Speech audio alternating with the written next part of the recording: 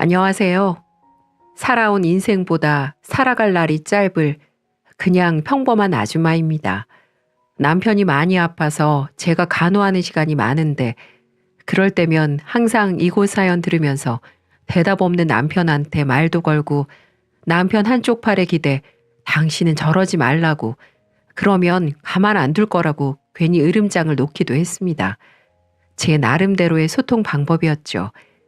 그렇게 저 혼자 쫑알쫑알 떠들다 보면 왠지 남편이 벌떡 일어나 대답해 줄 것만 같았거든요. 그런 시간마저도 전 행복했는데 얼마 전 정말 억울하고 원통한 일을 겪었습니다. 남편 곁에 영영 발도 못 붙일 뻔했죠. 지금 생각해도 너무 열불이 나고 속이 상해 이렇게 사연을 보내게 됐습니다. 이렇게라도 이야기하면 이 불같은 마음이 좀 가라앉을까요? 제가 남편과 결혼한 건 30 후반. 그러니까 지금으로부터 꼭 20여 년 전이었어요. 남편은 첫 번째 부인과 사별하고 혼자 어린애 셋을 키우는 싱글 대디였죠. 전국을 돌아다니는 운송업자였는데 친구 소개로 만나게 됐습니다. 처음엔 측은지심에 이것저것 챙겨주고 도와주곤 했는데 나중엔 그 마음이 점점 자라 사랑이 되더라고요. 저도 한 번에 이혼을 겪었던 터라 새 인생을 살 수 있을까 불안한 마음을 갖고 살았지만 이 남자를 만나면서부터 저는 용기를 얻게 됐습니다. 항상 성실하고 매너 있고 책임감 있는 모습에 이 남자면 믿어봐도 문제 없겠다 싶어 짧은 연애를 하고 재혼을 하게 되었죠. 사춘기에 접어드는 남편의 애들을 보면서 내가 좋은 엄마가 돼주고 싶다라는 생각이 들기도 했고요. 남편의 나이가 저보다 5살이나 많고 딸린 애들도 많아 부모님의 반대가 심했지만 6개월 넘게 남편과 제가 끈질기게 설득하는 바람에 겨우겨우 지금의 남편과 결혼할 수 있었습니다. 결혼 당시를 생각해보면 화려한 드레스, 예쁜 결혼식보다도 아이들에게 나라는 존재가 어떻게 비춰질까 싶어 전전긍긍했던 기억밖에 없네요. 결혼과 함께 직장도 그만두고 신혼여행도 포기했어요. 애들이랑 하루라도 더 빨리 친해지고 싶었거든요. 당신 아무리 그래도 신혼여행은 가야 되지 않겠어? 제주도라도. 아니에요. 애들이랑 친해지고 나면 그때 가족여행으로 다 같이 가면 되죠. 앞으로 살 날이 창창한데 여행 한번 못 가겠어요? 지금은 우리 애들만 생각해요. 남편은 내내 미안해했지만 그럴 때면 저는 늘 괜찮다고 애들이 우선이라고 말하곤 했습니다. 진심이었어요. 새엄마가 아니라 평생을 함께할 진짜 엄마가 되어주고 싶었거든요. 고등학교 1학년이던 첫째, 중학교 2학년이던 둘째, 그리고 초등학교 5학년이던 막내까지 남편이 워낙 집 비우는 일이 많은 터라 그동안 애들은 어떻게 지냈나 싶어 어느 날은 남편한테 슬쩍 물어본 적이 있었어요. 애들은 그동안 누가 봐줬어요? 마땅히 친척도 없잖아요. 봐주긴 뭘, 다 큰 애들인데 그냥 생활비 주면 알아서 잘 지내던데? 그 말을 듣고 마음이 참 아프더군요. 고작 17살이던 큰애가 둘째, 셋째를 거의 키우다시피 하면서 지내왔다니 자기들끼리 똘똘 뭉쳐서 살았다는 얘기에 이제부터라도 내가 정말 좋은 엄마가 돼줘야지 하고 다짐했습니다. 그런 제 맘과 달리 사춘기라 그런지 제가 낯설어서 그런지 애들은 저한테 영 정을 못 붙이더군요. 애들 입장에선 친엄마 기억이 아직 선명하게 남아있는데 생판 처음 보는 제가 갑자기 집에 들어와서 이제부터 엄마를 하겠다니 혼란스러웠겠죠. 엄마가 떠난 지 몇 년 안 됐을 때였으니까요. 셋이 똘똘 뭉쳐 마치 저를 이방인처럼 대하더군요. 그래도 전 잠자코 기다렸습니다. 언젠가는 마음의 문을 열겠지 하고 자연스럽게 대했어요.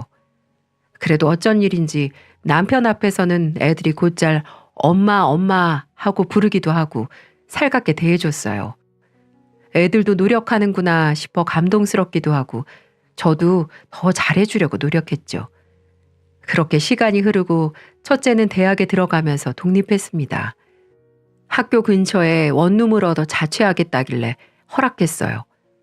좀 더 데리고 살면서 친해지고 싶었지만 그러면 오히려 역효과만 날 것 같아서 막을 수가 없더군요. 마침 그때 둘째는 고3을 준비하는 시기이기도 했고 막내도 고입을 앞두고 있어서 신경 쓸 게 정말 많은 시기였습니다. 첫째가 독립하던 날 4년 동안 고생했던 것들이 정말 주마등처럼 지나가더군요. 아줌마가 차린 밥은 뭐가 들어있을지 모르니까 안 먹겠다며 밥을 싱크대에 버리던 애들의 모습, 지아빠 있을 때랑 없을 때 모습 바꿔가면서 사람 피 말리던 모습, 친구 때렸다길래 선생님 만나러 갔더니 새엄마가 자기한테 그렇게 해서 똑같이 해줬다고 거짓말했던 일까지. 잘하면 계모가 재산 노리고 애들한테 잘한다, 못하면 계모라 못한다, 손가락질까지 받아가면서 사람들 따가운 눈총을 받던 그 시간들, 그 일들을 겪으면서 힘들었던 마음들, 서러웠던 마음들이 내심 쌓여 있었는데 독립시키면서 돌이켜보니 혹시 내가 더 잘해줄 순 없었을까 싶어 미안하고 아쉽기만 했습니다. 사실 남편은 제가 그렇게 고생하는 줄 전혀 몰랐을 거예요. 애들이 남편 앞에서는 저한테 잘하기도 했고 저도 굳이 말하지 않았거든요.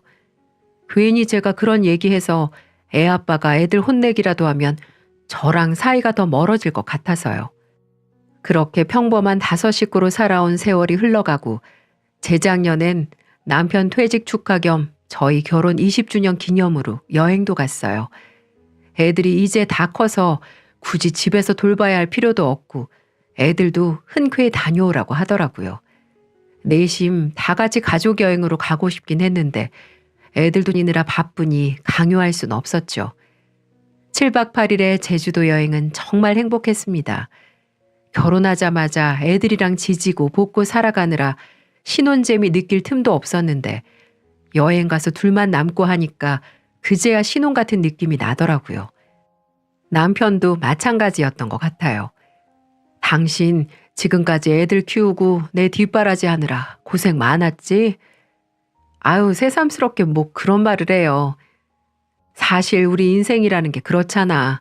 우리 나이쯤 되면 어떻게 하면 저기 저 노을처럼 예쁘게 저물 수 있을까 고민하기 마련인데 난 그런 고민이 안 돼.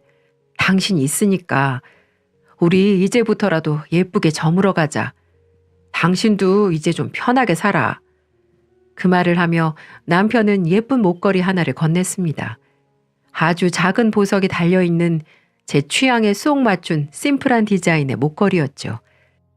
전 그 목걸이를 목에 걸고는 주책스럽게 눈물이 줄줄 흘렀습니다. 그동안 있었던 힘든 일들을 전부 보상받는 것 같았어요. 좀 주책 맞을지도 모르지만 저희는 평생 찍을 사진을 제주도에서 다 찍었던 것 같아요. 젊은 사람들처럼 셀카도 찍고 설정샷도 찍고 가는 곳마다 사진을 남기면서 때로는 사람들의 시선을 모으기도 했어요. 젊은 사람들 눈에는 얼마나 신기해 보였을까요? 다 늙은 아저씨 아줌마가 신난다고 사진 찍고 다니고 있으니 그래도 저희는 개의치 않고 20년 전 그때처럼 서로만 생각하면서 행복한 시간을 보냈습니다. 그리고 어느덧 서울로 돌아갈 날이 되었죠. 숙소에서 일찌감치 출발했고 생각보다 공항에도 빨리 도착해서 렌트카 반납하기 전에 근처에 뭐 짧게 구경할 게 있나 하고 고민하고 있는데 세상에 한 가지 생각이 번뜩 들더군요. 지갑! 전날 밤에 호텔에서 야식 시켜 먹고 지갑을 현관 옆에 그냥 두고 온 것 같았어요. 설마 아니겠지 하면서 다급하게 손으로 가방 속을 휘저었지만 역시 지갑은 없었습니다. 돈이나 카드 같은 거야 없어도 상관없는데 신분증이 없으면 비행기를 탈 수 없으니 큰일이었어요. 전 바로 남편한테 얘기했죠. 어떡해? 나 호텔에 지갑 놓고 왔어요. 어떡해? 비행기 시간 이제 1시간밖에 안 남았는데. 지갑? 그럼 내가 지금 빨리 갔다 올게. 당신이요? 어떡해? 그럼 같이 가요. 다행히 아직 렌트카 반납 처리 안 했으니까 빨리 갔다 오면 비행기 시간 맞출 수 있을 거야. 당신은 여기서 조금만 기다리고 있어. 내가 혼자 금방 갔다 올게. 미안해요. 에이, 괜찮아. 그럴 수도 있지. 뭘 그런 걸 가지고. 혹시 내가 늦어서 비행기 못 타면 그 핑계로 하루 더 놀다 가자고. 허허 웃는 남편 모습을 보며 전 그저 미안할 뿐이었습니다. 조심해요. 너무 빨리 달리지 말고. 알겠어. 얼른 갔다 올게. 그 말을 남기고 남편은 공항 주차장 쪽으로 후다닥 달려갔습니다. 그리고 남편은 제 지갑을 가지고 다시 제 눈앞에 나타났습니다. 피범벅이 되어 병원 응급실에 누운 채 말이죠. 한참을 기다려도 남편이 오지 않아 초조해하고 있는데 모르는 번호로 전화 한 통이 오더라고요. 왠지 느낌이 불길해 조심스럽게 전화를 받았습니다. 여보세요? 혹시 이 휴대폰 주인이랑 관계가 어떻게 되세요? 제가 부인인데요. 누구시죠? 경찰입니다. 교통사고 신고받고 출동했는데 피해자분이 의식이 없으셔서 저희가 대신 전화드렸어요. 네? 저는 정말 깜짝 놀랐죠. 경찰은 근처의 병원으로 남편을 이송할 테니 그쪽으로 오라고 말했고 전 택시를 잡아 타고 바로 그 병원으로 향했습니다. 제발 다쳐도 좋고 불구가 되어도 좋으니까 살아만 있으라고 얼마나 기도를 했는지 몰라요. 그렇게 정신없이 병원에 도착해 응급실로 뛰어들어갔더니 바로 맞은편 침대에 피칠갑을 한 채 누워있는 한 사람이 보였습니다. 제발 저 사람은 아니길, 내가 잘못 본 거길 기도하며 천천히 다가갔어요. 하지만 애석하게도 하늘은 제게 시련을 안겨주시더군요. 부상으로 인해 얼굴을 알아보기도 힘든 그 사람이 바로 제 남편이었어요. 세상 사람 다 못 알아봐도 저는 알아볼 수 있었죠. 무엇보다도 그 사람 주머니에서 삐죽 튀어나와 있는 제 지갑이 눈에 띄었어요. 저는 남편을 붙잡고 병원이 떠나가라 엉엉 울었습니다. 그러자 의사가 달려와서는 울고 있을 시간이 없다고, 생명이라도 살리려면 빨리 동의서에 사인하고 수술부터 해야 된다고 하더군요. 저는 눈물을 계속 흘리면서도 의사가 시키는 대로 사인을 했습니다. 여러 가지 수술이 동시에 들어가야 된다면서 사인도 참 많이 받더군요. 다 괜찮아요. 돈이 많이 들어도 괜찮고 전 재산을 다 써도 좋으니까 제발 이 사람 살려만 주세요. 평생 일만 하다가 이제 좀 편하게 놀러 다니면서 살 수 있게 됐는데 이렇게 보낼 순 없어요. 젊은 의사 선생님은 다급하게 움직이며 최선을 다하겠습니다. 라는 말만 남기고 남편을 수술실로 데려갔습니다. 남편이 수술받는 사이 저는 경찰을 통해 사고 당시의 상황을 간략하게 전달받았어요. 호텔에 가서 제 지갑을 찾은 남편은 공항으로 빨리 돌아오기 위해 과속을 했고 맞은편에서 오던 트럭 운전자는 운전하면서 휴대폰을 사용하고 있었다고 하더군요. 편도 2차로의 좁은 길을 지나가려던 그 두 차는 순식간에 정면으로 충돌했고 남편의 차는 범퍼가 사라지다시피 손상이 됐다더군요. 다행히 근처에 민가가 있어서 충격음을 들은 주민이 신고를 해서 그나마 병원으로 빨리 이송이 된 거라고 하더군요. 저는 하늘이 무너져 내리는 것 같았습니다. 나만 아니었으면, 내가 지갑만 챙겼으면 이런 일은 없었을 텐데, 내가 같이 갔으면 결과가 좀 달라지지 않았을까? 그렇게 수없이 많은 생각으로 제 자신을 자책했어요. 정신이 너무 없어서 애들한테 연락할 생각조차 하지 못한 채 말이죠. 그렇게 10시간이 넘는 수술이 끝나고 남편은 중환자실로 옮겨졌습니다. 저는 수술실에서 나오는 의사 선생님을 붙잡고 연신 감사하다는 인사를 전했습니다. 선생님, 감사합니다. 진짜 감사합니다. 우리 남편 살려주셔서요. 그러자 의사 선생님은 난감한 표정을 지으시더군요. 아직은 감사 인사를 받기 이릅니다. 일단 사고 당시에 시작된 출혈량이 너무 많아서 뇌에 압박이 심한 상태입니다. 최대한 피를 빼내긴 했는데 이미 압박을 많이 받은 데다가 뇌가 너무 부어 있어서 의식을 차릴 수 있으실지 지켜봐야 될 것 같습니다. 최악의 상황엔 의식을 못 찾으실 수도 있고 의식을 다시 찾으셔도 아마 예전처럼 거동하기는 조금 힘드실 거예요. 최악의 상황, 그 말만 머릿속에 맴돌았습니다. 설마 그런 일이 아무한테나 생기겠어 하는 마음이었어요. 그제서야 정신이 들었고 애들한테 연락도 했습니다. 애들아, 아빠가 좀 많이 다치셨어. 지금 제주도 병원에 있는데 당분간은 여기 있어야 될 것 같다. 네? 아빠가요? 한달음에 비행기를 타고 날아온 아이들의 얼굴을 쳐다볼 수가 없었습니다.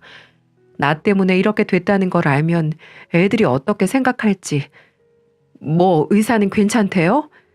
중환자실 앞에서 저는 그저 죄인처럼 고개를 숙이고 있었어요. 그게 일단은 지켜봐야 된대. 의식을 찾을 수 있을지 없을지. 애들은 이상할 정도로 차분한 얼굴이었어요. 충격을 받아서 그런가 보다 싶으면서 그런 애들에게 미안해서라도 저는 악착같이 남편을 보살폈습니다. 근처에 달방을 하나 잡아놓고 병원에 왔다 갔다 하며 면회 시간마다 중환자실에 들어가 남편 몸을 구석구석 씻기고 마사지도 해주면서 한참을 지냈어요. 그 사이에 트럭 운전자랑 합의도 해야 되고 애들한테 아빠 상태도 중간중간 알려줘야 되고 정말 정신이 하나도 없었습니다. 그렇게 지나니 일반 병실로 올려 보내주더라고요. 이제 좀 나아지나 보다 싶어서 안도의 한숨을 쉬었죠. 근데 회진을 도는 의사 선생님의 표정이 썩 좋지만은 않더라고요. 선생님, 이제 우리 남편 좀 괜찮은 거죠? 근데 왜 아직 의식이 안 돌아올까요? 제가 매일매일 옆에서 말도 해주고 마사지도 해주는데 혹시 뭐 잘못된 건 아니겠죠? 그게... 선생님은 한참 뜸을 들이고 나서야 입을 뗐습니다. 자발 호흡도 돌아왔고 순환도 괜찮은데 뇌가 아직도 좀 부어 있어요. 우리 좀 더 경과를 지켜보시죠. 무슨 말인지 이해를 못 하겠더라고요. 그래서 괜찮아진다는 건지 아니면 안 좋다는 건지.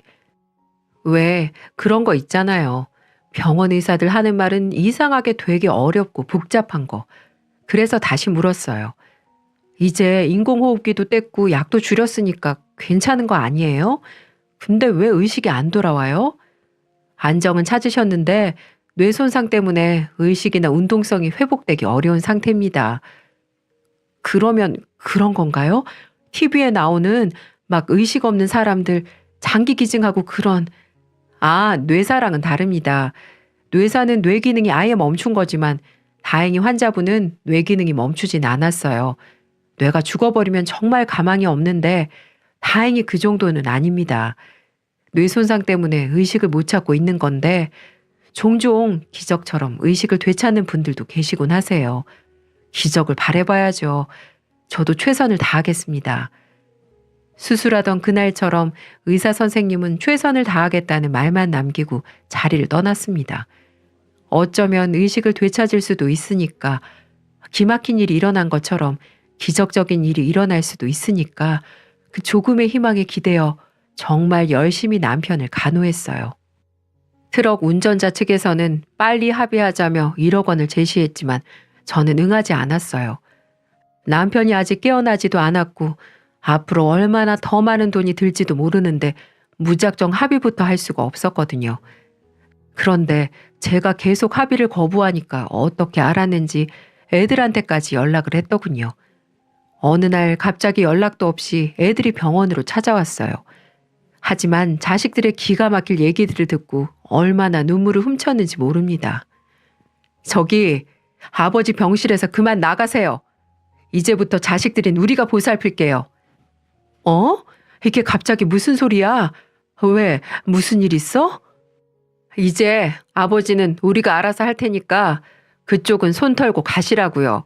아버지가 일어나시든 아님 뒤지시든 피가 섞인 우리가 알아서 할 거니까 그만 나가시라고요. 첫째를 필두로 둘째, 그리고 믿었던 막내딸까지 무서운 눈으로 저를 노려보고 있었습니다. 아니 대체 왜 그러니? 나한테 왜 그래? 내가 너희들을 어떻게 키웠는데. 그러자 첫째 아들이 무섭게 쏘아붙였습니다. 어떻게 키우긴 날로 키웠지. 다 큰 애들 키울 게 뭐 있다고. 당신도 이제 이렇게 병신된 남편이나 간호하면서 살고 싶진 않을 거 아니에요. 그러니까 이제 그만하시라고.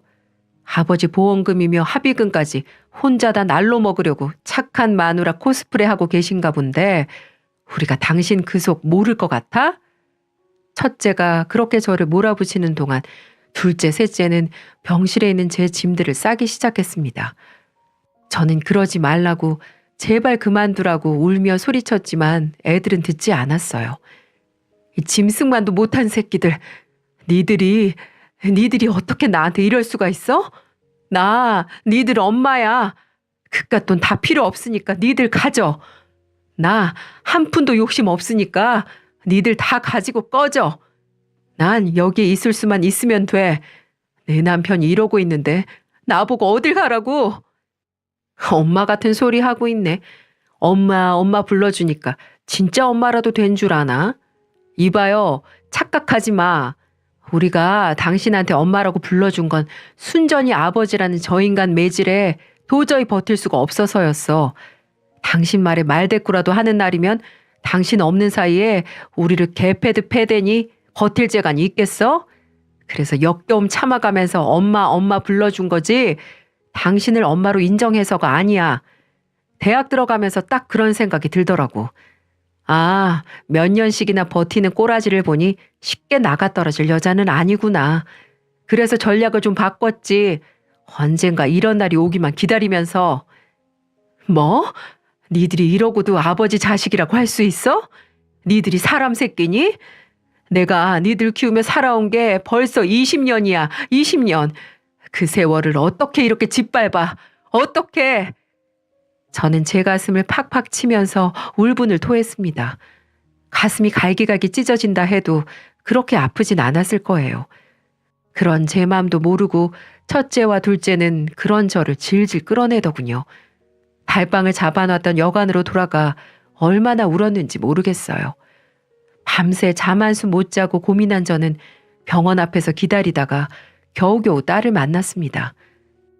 혜나야, 잠깐 얘기 좀 해. 너희들 무슨 일 있었니? 오빠들이 뭐라고 했어? 엄마한테 이러면 안 되잖아. 왜 이래? 아니, 순진한 거야? 순진한 척 하는 거야? 뭐? 당신은 모르지? 우리가 어떻게 살아왔는지. 그게 무슨 말이야? 자세히 좀 말해봐.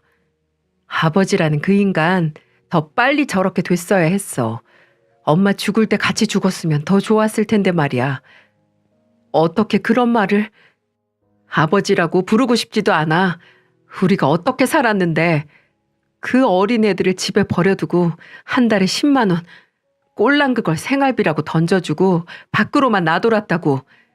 우린 라면 하나를 갖고 셋이 나눠 먹으면서 살았어. 그래야 다음 10만 원이 들어올 때까지 한 달을 버틸 수 있으니까. 그러다가 집에 오면 그때부터가 우린 진짜 지옥이었지. 술 사와라, 술상 차려라. 진상을 부리다가 술에 취하면 아무거나 자꾸 우릴 개패듯이 팼어. 설마 그 성실한 사람이. 성실? 성실이 다 얼어 죽었네. 우리 엄마가 왜 죽었는데? 누구 때문에 죽었는데? 엄마 살아있을 때도 그 인간이 들어오는 날이면 온 가족이 다 긴장해야 됐어. 우리 엄마는 그 빌어먹을 손찌검 피해 도망가다가 교통사고로 죽었어. 우리랑 도망가기로 했었는데 바로 그 전날 골프채 들고 달려드는 그 인간 피해 도망가다가 죽었다고. 막내는 자기 머리를 쥐어뜯으며 엉엉 울었습니다. 정말 믿을 수 없는 이야기였어요. 적어도 저에게는 그런 모습을 보인 적이 없었거든요. 근데 당신한테는 다르더라. 우리 엄마는 지 때문에 죽었는데 당신한테는 아주 애처가가 따로 없더라고. 물론 오빠 말대로 당신한테 말대답이라도 하는 날이면 당신 몰래 우리를 또 개패듯 팼지만 말이야. 우리 엄마 죽게 한 그 인간, 그리고 그런 불쌍한 우리 엄마 자리 넘보고 들어온 당신까지 매일매일 저주했어. 세상에서 제일 고통스럽게 죽어버리라고. 그리고 이런 날을 기다렸지. 우리가 엄마 대신 복수하는 방법은 그 인간이 가장 힘들 때 처절하게 버려지는 거. 그리고 그 많은 재산 우리가 다 뺏어오는 거 아니겠어? 그건 다 우리 엄마 몫이니까. 우린 그 인간이 가진 모든 걸 다 뺏을 거야. 표독스러운 막내 얼굴에 깜짝 놀랐습니다. 결국 이러는 이유는 돈 때문이었어요. 혹시라도 남편이 죽으면 물려받을 재산들을 제게는 한 푼도 주기 싫다는 거였습니다. 20년 동안 단 한 번도 본 적 없는 표정이었죠. 아이들이 그런 마음을 갖고 있는 줄은 정말 꿈에도 몰랐던 저였기에 많이 당황스러웠어요. 애들아, 그래도 아빠인데. 닥쳐. 낳기만 한다고 부모가 아니야. 저런 부모는 없는 게 나아. 당신도 마찬가지야. 어줍지 않게 엄마 노릇하려고 하지 마. 우린 단 한순간도 당신을 엄마로 인정한 적 없어. 당신 때문에 우린 더 힘들어졌어. 당신 기분이 안 좋아도, 당신이 감기만 걸려도 다 우리 탓이라며 밤마다 얼마나 맞았는 줄 알아? 당신도 느껴봐야 돼. 우리 기분. 그 말을 남기고 다른 자리를 떠났습니다. 저는 병원 앞 대로에 앉아 얼마를 울었는지 모르겠어요. 중천에 떠있던 해가 어느새 뉘엿뉘엿 지고 밤이 되고 나서야 일어섰습니다. 그렇게 꼬박 며칠이 지나고 달방에서 혼자 소주를 마시면서 저는 한 가지 결심을 했어요. 이대로 주저앉을 순 없다. 내 속으로 낳진 않았지만 정말 내 친자식으로 생각하고 20년간 애지중지 키운 애들한테 똑같이 되갚아주기로 결심했습니다. 아무리 내 속으로 낳지 않고 지금껏 내 아들처럼 내 딸처럼 그렇게 키워왔는데 이렇게 저를 쓰레기 취급하는 아이들을 보며 이를 악물 수밖에 없었습니다. 엄마로서 과연 해도 되는 짓인가 싶기도 했지만 그 애들이 저를 엄마 취급하지 않는 이상 저도 엄마라는 신분은 벗어 던지기로 했어요. 먼저 당당해지기로 했습니다. 제가 굳이 숨을 이유도 없었고 자식들에게 쫓겨날 이유도 없었습니다. 전 남편이 저렇게 누워있다지만 누가 뭐래도 그 사람의 아내였으니까요. 그렇게 박차고 병실 문을 여니 자신들이 돌보겠다고 큰소리 칠 때는 언제고 아무도 남편을 보살펴주고 있지 않더군요. 그리고 남편을 봤더니 제가 없는 동안 남편의 모습이 정말 말도 안 되게 망가져 있더군요. 간호사가 챙겨준다 하더라도 한계가 있을 수밖에 없잖아요. 환자가 워낙 많으니까요. 그래서 보호자의 손길이 중요한 건데 제가 떠난 이후로 누군가 남편을 보살핀 흔적은 없었어요. 몸도 건조한 데다 거무튀튀해져 있어서 한참을 닦이고 로션도 발라주고 거무스름한 수염을 말끔히 깎아주었습니다. 혈액순환 되게 곳곳을 마사지도 해줬고요. 그러다 보니 눈물이 울컥 차올라 남편 손을 붙잡고 하소연도 했어요. 여보, 나 정말 당신이랑 애들한테 최선을 다한다고 했는데 내 인생 왜 이렇게 됐을까요? 우리 어쩌다가 이렇게 됐어요? 나 당신이랑 알콩달콩하게 사는 거 그거 하나 바라고 여기까지 왔는데. 그렇게 한참을 흐느끼다 보니 어느덧 1시간이 훌쩍 지나갔더군요. 저는 미리 준비해간 녹음기 하나를 침대 사이에 몰래 끼워놓고 나왔습니다. 정말 제가 없을 때 아이들이 자기 아빠를 어떻게 생각하는지, 도대체 뭐 때문에 이렇게 천인공노할 행동들을 하는지 전 알아야 했어요. 그렇게 이틀이 지났고 병실로 들어가 녹음기를 갖고 나왔습니다. 그리고 그 녹음기에 녹음되어 있는 자식들의 목소리를 듣고 충격을 받고 말았습니다. 정말 기가 막히더군요. 아니, 이 노인네는 뭔 명이 이렇게 길어? 야, 너 확실히 확인한 거 맞아? 무슨 식물인간이 이렇게 오래 살아? 혹시 의사 말대로 깨어날 수도 있다는데 깨어나는 거 아니야? 그러게 형, 귀신은 뭐하나 빨리 안 잡아가고. 그나저나 형, 요즘 사업 힘들다면서 직원들 월급도 못 주고 있다면서? 그래, 안 좋아 죽겠다. 이 양반 사고 나기 전에 너무 힘들어서 무릎 꿇고 2억만 도와달라고 사정사정 했는데 눈 하나 깜빡 안 하더라고. 벌 받은 거지. 자식 새끼 힘들다면 도와줄 줄 알아야지. 그 많은 돈 땅속에 가져갈 것도 아니면서. 형도 그랬어? 나도 주식 투자 잘못해서 빚을 왕창 져서 좀 부탁을 했더니 네 똥 네가 치우라고 거부하더라고. 진짜 어릴 때나 지금이나 우리 자식들로 생각하는지 의문이 들더라니까. 오빠들, 진짜 아빠 죽으면 우리 다 몇 억씩 받는 거야? 그렇다니까. 보험회사 다니는 친구 시켜서 알아봤더니 보험도 아주 빵빵하게 드러났더라. 그리고 아버지 땅도 있고 현금도 아마 꽤 될걸? 하마터면 그 많은 돈을 죄다 그 여자한테 갖다 바칠 뻔했잖아. 미리 알아서 얼마나 다행이냐? 아, 그 돈 좀 미리 받을 수 없어? 합의금이라도 미리 받으면 안 돼? 전 남편이랑 이혼하고 완전 개털됐어. 나 이제 대출 안 나와서 사채까지 썼는데 도대체 돈 언제 나와? 이러다가 내 명품백 죄다 중고장터 나가게 생겼어. 야, 조용히 해. 너만 힘들어? 형이랑 나도 힘들어. 우리 지금 코로나 때문에 사업 안 돼서 대출 다 끌어다가 겨우 버티고 있는 거 알잖아. 그러게 누가 이 시국에 사업을 하냐? 특수니 뭐니 할 때부터 알아봤어.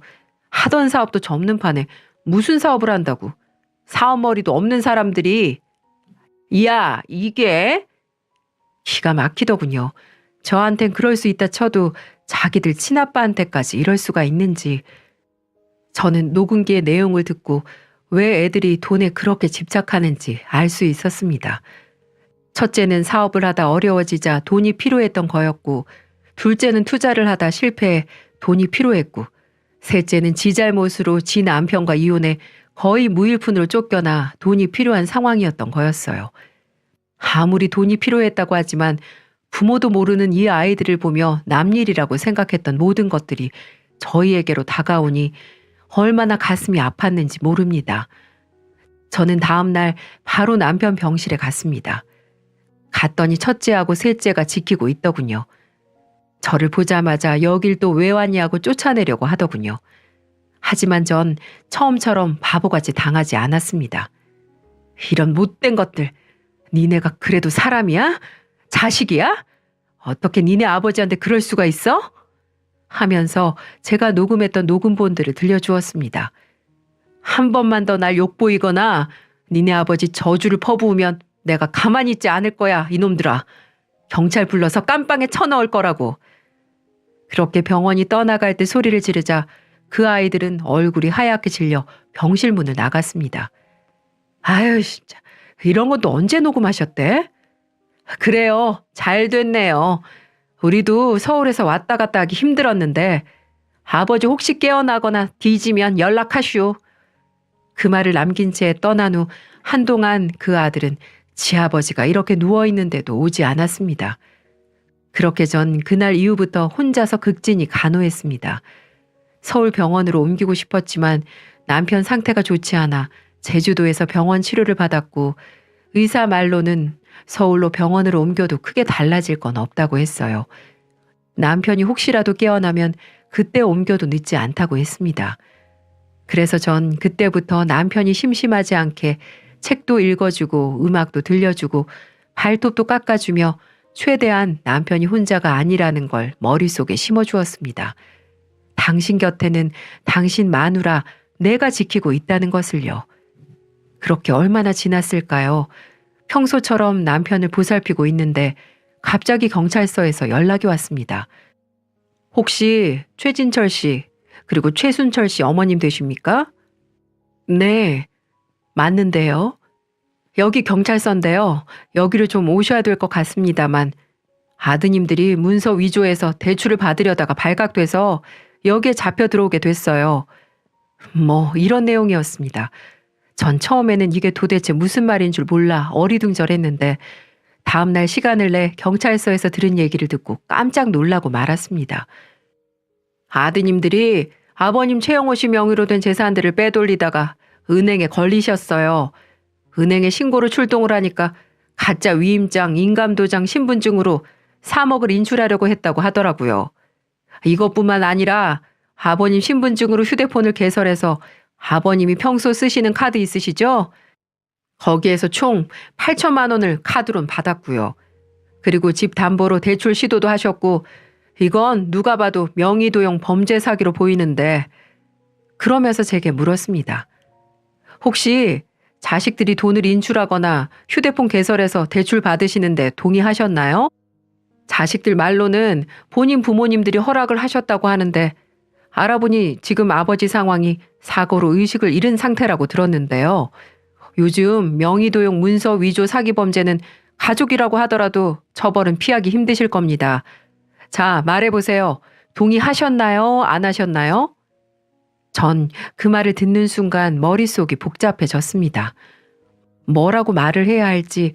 분명 남편과 저 몰래 애들이 돈을 빼돌리려고 한 것 같은데 만약에 제가 그런 적이 없다고 하면 애들은 분명 무겁게 처벌을 받을 게 뻔했거든요. 곰곰이 생각을 하다 그동안 애들이 병원에서 저와 남편에게 했던 행동들이 주마등처럼 생각이 나더군요. 그것도 모자라 재산까지 빼돌리려고 했다는 소리를 듣고 굳게 마음을 먹기로 했습니다. 저희 그런 적 없습니다. 아마 자식들이 돈에 눈이 멀었나 봅니다. 하고 말을 해버렸어요. 경찰은 예상을 했다는 듯 이제부터 본인들이 알아서 할 테니 그만 돌아가시라고 하더군요. 나중에 연락을 준다면서 말이죠. 그렇게 경찰서에서 나오게 되었고 나오자마자 여러 가지 감정이 뒤섞여 얼마나 울었는지 모릅니다. 경찰서 나오는 계단에서 가슴을 부여잡고 이 말도 안 되는 상황에 주저앉고 말았습니다. 남의 일인 줄만 알았어요. TV에 나오는 뉴스를 보면서 부모를 때리는 폐륜 아들, 돈을 노리고 못된 행동들을 하는 자식들, 길거리에 버린 자식들, 이 모든 게 남 일인 줄 알았습니다. 하지만 막상 내게 불어닥치니 20년 동안 힘들게 보살펴온 모든 순간들이 떠오르며 이 현실에, 이 말도 안 되는 상황에 살고 싶지 않을 정도로 너무 힘이 들었네요. 그렇게 전 두 다리에 힘이 풀린 채로 겨우겨우 다시 남편에게 갔습니다. 남편 얼굴을 어루만지며 제발 돌아와 달라고, 나 너무 힘들다고 말하며 그대로 잠이 들기도 했네요. 그렇게 전 그 이후로도 매일을 눈물로 남편 곁을 지켰습니다. 정말 잠도 줄여가며 지극정성으로 보살폈어요. 그렇게 두 달이 지난 어느 날 하늘에서 제 기도에 응답해 주신 걸까요? 제게 기적 같은 일이 찾아왔습니다.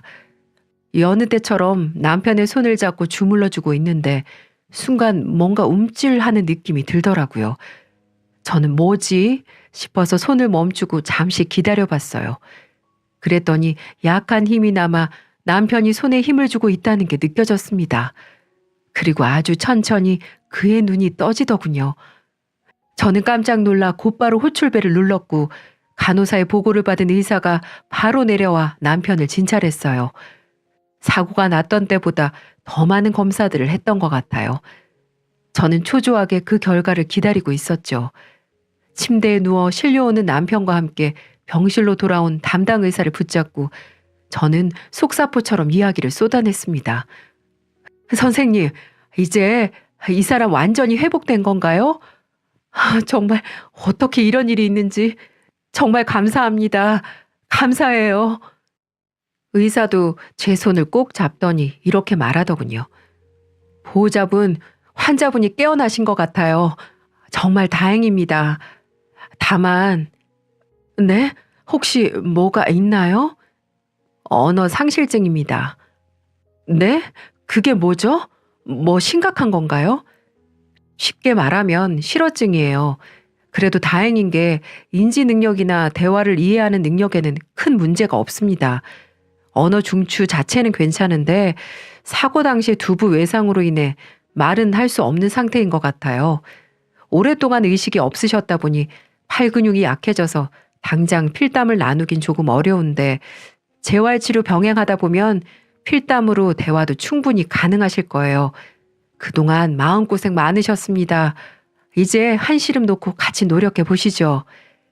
처음으로 빙그레 웃는 의사 표정에 정말 마음이 놓였습니다. 비록 제 말에 맞장구 치고 같이 수다를 떨지 못했지만 단어 카드를 만들어서 조금씩 대화를 시작했어요. 그리고 이제 의식도 찾았으니까 더 이상 제주도에 있을 필요가 있을까 싶어 서울로 남편을 옮겼습니다. 서울에 있는 대학병원에서 다시 한번 정밀 검사를 받고 한동안 입원해 재활치료 받으면서 남편의 상태는 눈에 띄게 많이 좋아졌죠. 초등학생 같은 글씨이긴 했지만 조금씩 글을 쓰면서 필담도 나눌 수 있었어요. 그 사이 애들은 경찰 조사, 검찰 조사를 받았고 사문서 위조, 명의 도용, 사기 등으로 재판에 넘겨진 상태였습니다. 저는 어렵게 남편에게 이야기를 꺼냈어요. 그동안 있었던 모든 일들에 대해서요. 그러자 남편은 눈물을 흘리더군요. 마치 본인 때문에 아이들이 그렇게 됐다고 생각하는 듯 보였어요. 혹시라도 혈압 올라 또 뇌에 문제라도 생기면 어쩌나 싶어서 걱정스러울 정도로 고통을 느끼는 듯 했습니다. 그렇게 며칠을 남편은 잘 웃지도 않고 먼 천장만 바라봤어요. 제가 무슨 말을 해도 대꾸조차 하지 않았습니다.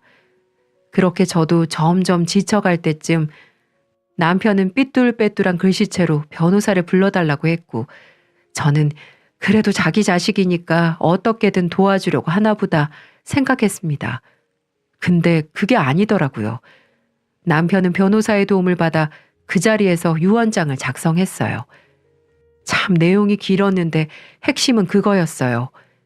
자식들에게는 단 한 푼도 상속하지 않는다. 모든 재산을 아내인 유지윤에게 상속한다.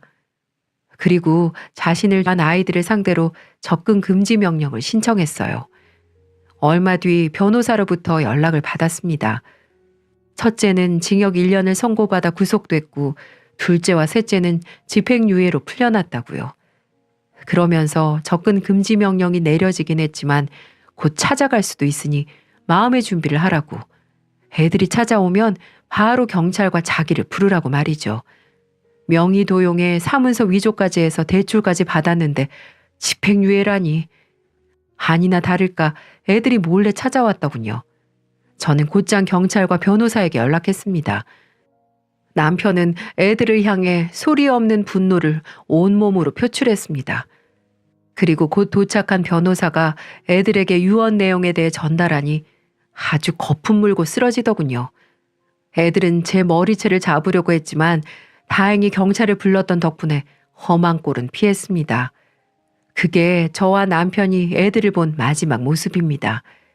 남편의 강한 의지로 애들과 인연을 아예 끊어버렸습니다.